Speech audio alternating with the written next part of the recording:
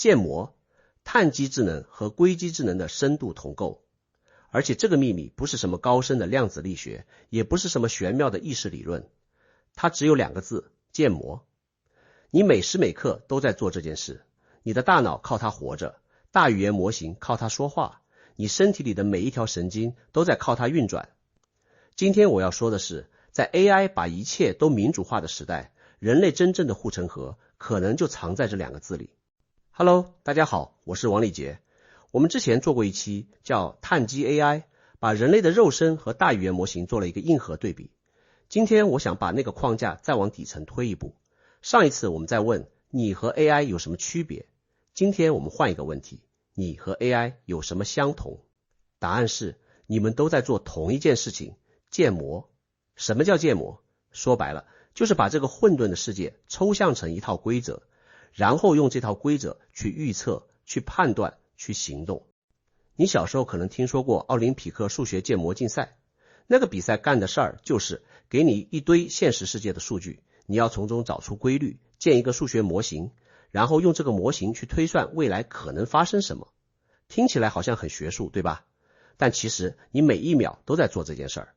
你早上出门看了一眼天空，灰蒙蒙的，你脑子里立刻就生成了一个预测，可能要下雨，然后你做了一个决策，带伞。这个过程就是建模。你并没有分析大气压、湿度、云层高度，你的大脑用几十年的经验训练出了一个天气模型，灰色天空加闷热等于下雨概率高。1秒钟，一个模型，一个预测，一个行动。但天气预测只是最简单的那种，你的大脑里装着几百个模型在同时运行。你有一个语言模型，别人说了上半句，你已经猜到了下半句。你有一个社交模型，你要发一条朋友圈之前，你已经在脑子里模拟了你老板看到会怎么想，你伴侣看到会怎么反应，你妈看到会不会打电话来。你有一个物理模型，筷子从桌子上滑下来的那一瞬间，你的手已经伸出去了，你根本没有时间思考，你的身体里的运动模型直接接管了控制权。你甚至有一个情绪模型，你看到一个人皱了一下眉头，你立刻就判断出他不太高兴。你没有扫描他的面部肌肉，你的大脑用几十年的社交训练建了一个表情识别模型。所以你看，你不是一个会建模的人，你本身就是一台建模机器。但你有没有想过一件事儿？你的大脑从来没有直接接触过这个世界，所有的光、声音、触觉、温度全部是被感觉器官预处理之后，以电信号的形式传进大脑的。大脑拿到的不是世界本身，而是一串编码过的信号，然后大脑用它内部的模型去解读这些信号，生成你以为你看到的那个世界。神经科学把这个过程叫预测编码。大脑不是一台被动的接收机，而是一台主动的预测机器。它先用内部模型生成一个预测，然后拿这个预测和实际收到的信号做对比。如果对上了，一切正常；如果对不上，产生预测误差，然后大脑更新模型。你的整个感知世界其实是大脑内部模型的一场实时渲染。这像什么？这不就是大语言模型在做的事情吗？大语言模型的核心操作就是预测下一个词，它读了前面的文字，用内部的参数模型生成一个概率分布，然后选出最可能的下一个词。训练的过程就是不断缩小预测误差，推理的过程就是用训练好的模型去做预测。你发现没有？碳基大脑和硅基模型底层在做同一件事，建一个模型，用模型做预测，根据误差更新模型。区别只是载体不同，一个跑在神经元上，一个跑在芯片上，一个用生物电信号，一个用矩阵运算。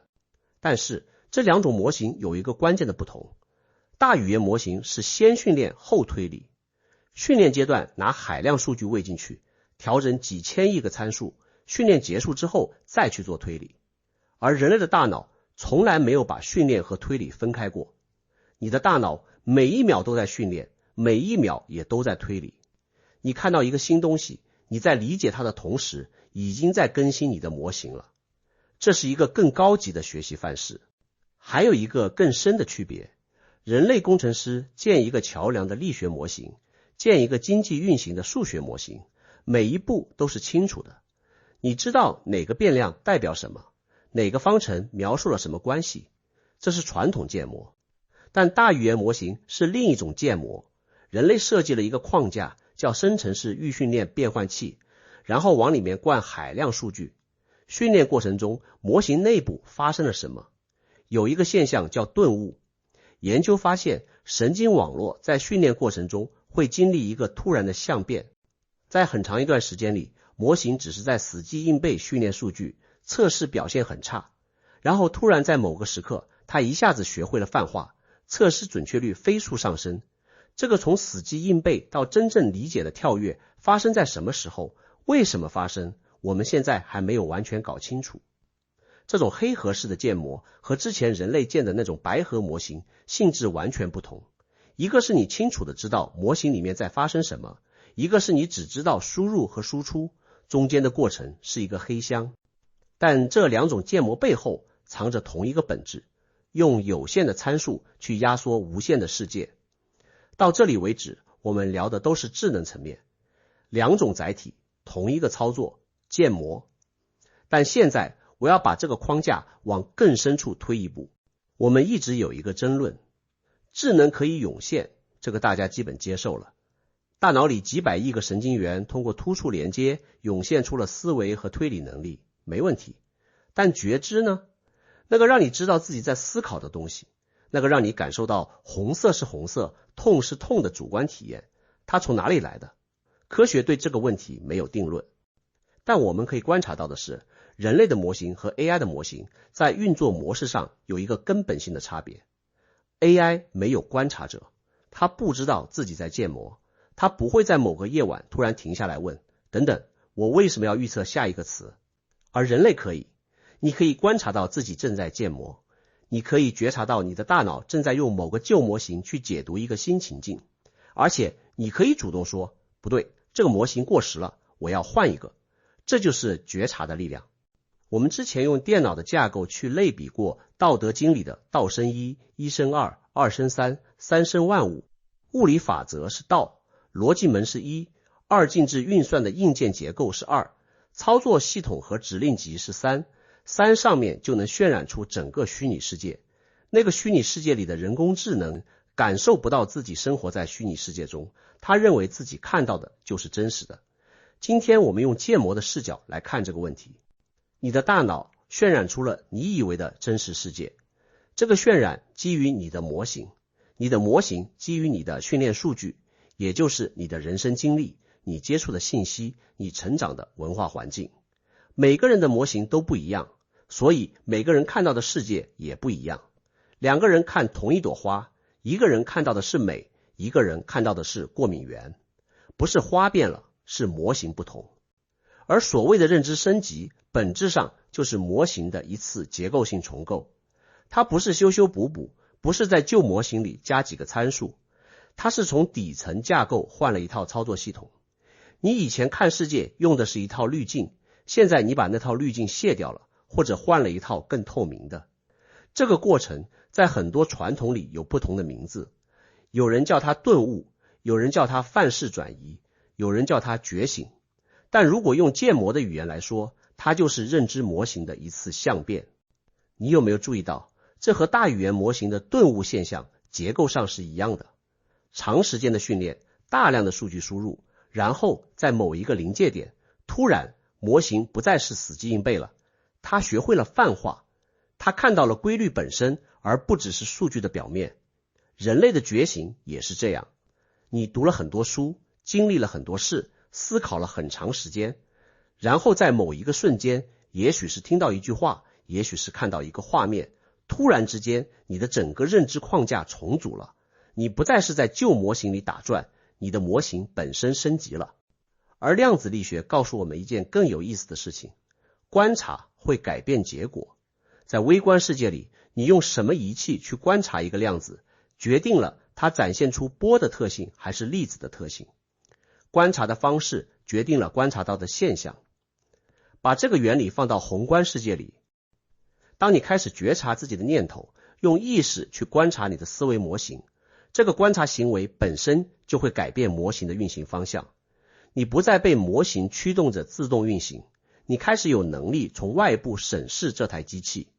这不是玄学，这是一个可以在日常生活中验证的经验事实。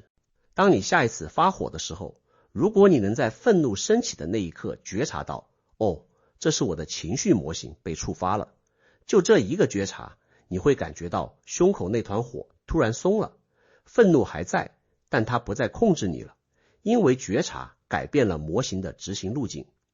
所以观察是所有模型升级的起点。好，到这里我想把整个框架收束一下。智能的底层操作是建模，无论碳基还是硅基，无论大脑还是芯片，无论意识还是算法，做的都是同一件事。用模型压缩世界，用模型预测未来，用模型指导行动。AI 在建模这件事上走的是一条暴力路线，海量数据加海量算力，训练出一个超级强大的逻辑模型和语言模型。在这条路上 AI 已经超过了人类平均水平，尤其是编程和文字处理等逻辑清晰的任务。但人类有一样东西是目前的 AI 没有的，觉知。你不仅能建模，你还能知道自己在建模。你不仅能用模型去预测世界，你还能跳出模型去审视模型本身。你不仅能在模型里面跑程序，你还能改写这个程序的源代码。这就是为什么我说建模可能是 AI 时代人类最重要的能力。不是因为 AI 不会建模，恰恰相反， AI 建模建得比你好，而是因为人类的建模有一个 AI 可能永远达不到的维度，那个能够觉察到模型存在并主动重构模型的意识。印度有一个数学家叫拉玛努金，他几乎没受过正规的数学教育，却写出了3900多个数学公式，很多到今天现代数学家才有能力去证明是正确的。他说这些公式是在梦里看到的，是纳玛吉里女神在他睡梦中写在光屏上的。你可以把这理解为宗教叙事，但你也可以用建模的语言重新理解它。拉玛努金的大脑是一个异常高效的建模引擎，但它的灵感来源不是数据，它没有海量的训练数据，它的灵感来自某种我们还无法完全解释的直觉通道。也许人类的意识不仅仅是大脑的涌现产物，也许它还是一根天线，能接收到某种更高维的信息。这是猜想，科学暂时没有定论。但如果这个猜想成立，它意味着人类的建模能力有一个 AI 不具备的信号源。AI 只能用已有的数据做归纳，它的天花板是训练数据的边界，而人类当内心足够安静，当觉知足够清澈的时候，也许能触碰到数据之外的东西。所以我对年轻人有一个建议，在 AI 把知识检索、逻辑推理、语言表达这些事情全部民主化之后，你要问自己一个问题，你的不可替代性在哪里？我的回答是学会建模，不是学会用 AI 工具，那只是入门，而是学会用自己的觉知去建模，去观察你自己的思维模式，去拆解你的认知框架，去发现那些你从来没有质疑过的隐性假设，然后去重构它们。因为 AI 可以帮你建模，但它不能帮你觉察。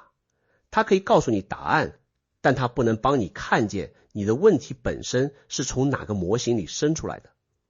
觉察是建模的原操作，而这个原操作至少目前只属于人类。